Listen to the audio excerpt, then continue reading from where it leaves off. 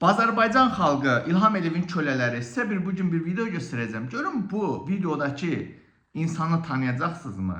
Hələ yazın görün şərhdən. Bu videonu bir dənə diqqətlə baxın.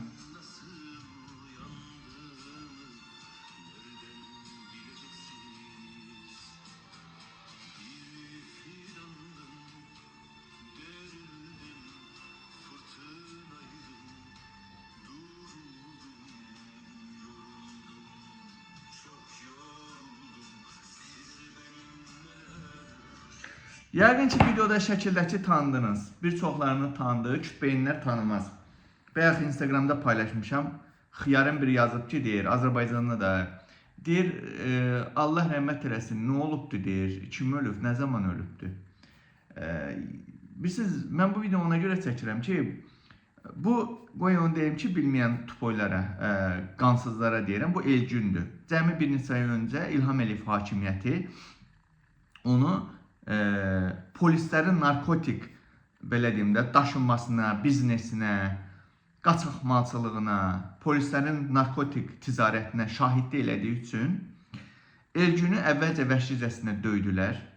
Daha sonra bu yetməmiş kimi Elgünü həmin o şahid olduğu ərazidə, binada yuxarıdan aşağı atdılar.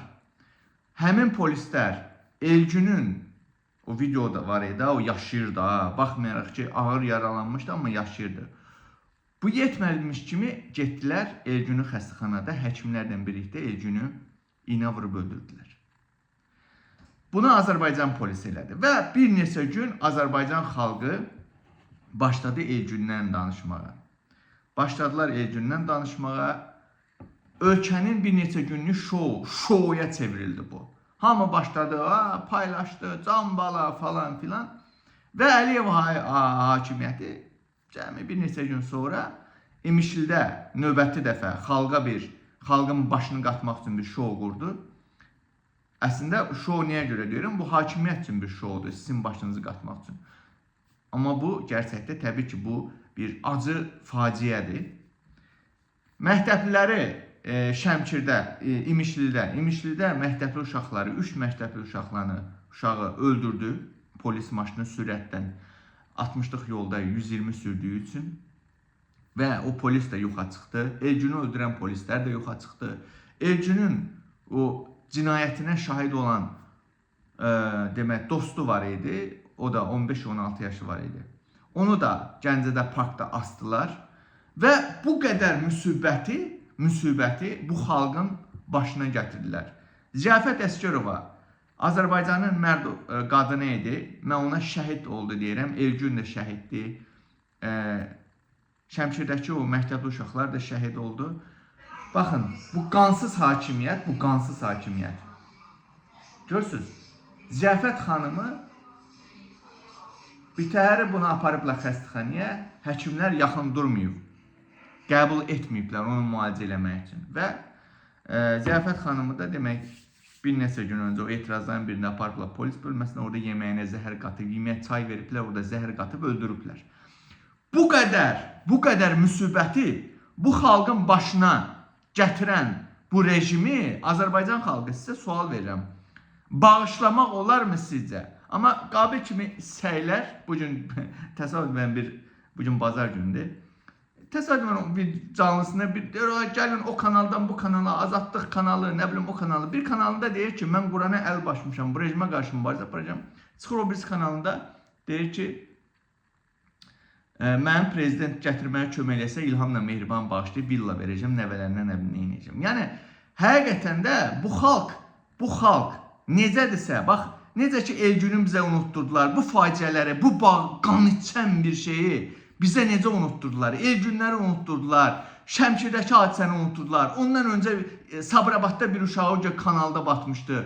Ondan qabaq Nərmini unutturdular. Bu qədər bizim xalqın başına zülümlər, müsibətlər gətiriblər. Başa düşürsünüzmü? Bunu bağışlamaq olmaz. Amma bir yandan da oturub düşünürəm ki, xalq necədirsə, bu Qurana stat gətirirəm.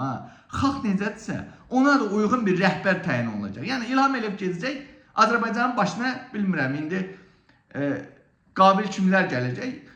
Niyə də gəlməsin? Çünki bilirsiniz ki, Zelenski parodik idi.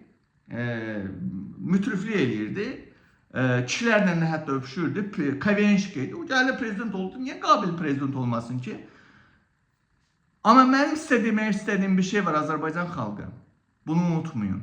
Bu rejim elə bir rejimdir ki, niyə görə bu gün İsraili müdafiə eləyir? Çünki İsrail bilirsiniz ki, şeytan, satan bir rejimdir və Amerikada onun baş katibi, dövlət katibi açıqlamasında deyir ki, bizim deyir düşmənlərimiz Mehdi və İsa'nın, Yezusun deyir, gəlişinə görə deyir biz ortalığımızı ki, qiyaməti deyir tezləşdirək. Təsəvvürsünüzmü?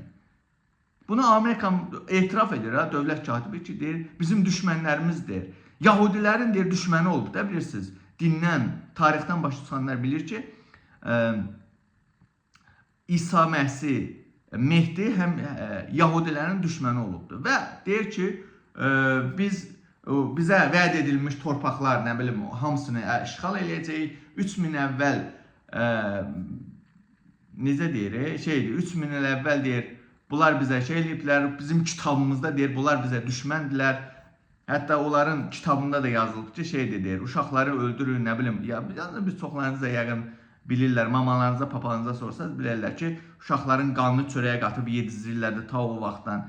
Yəni Azərbaycan xalqı, təbii ki, indi Qabilin də İsraili dəstəklənməsi bu Qəzza savaşında bunlar hamısı deyil idi. Sözüm indi Qabil və şeydir, bunlar hamısı mənim bilik səviyyəmə uyğun olmayan insanlardır. Sadəcə demək istəyirəm ki, Azərbaycan xalqı, unutmayın da, nə olar unutmayın. Əliyev rejiminin bu qan içənliyini, bu cinayətlərini unutmayın. Bunları bağışlamaq olmaz.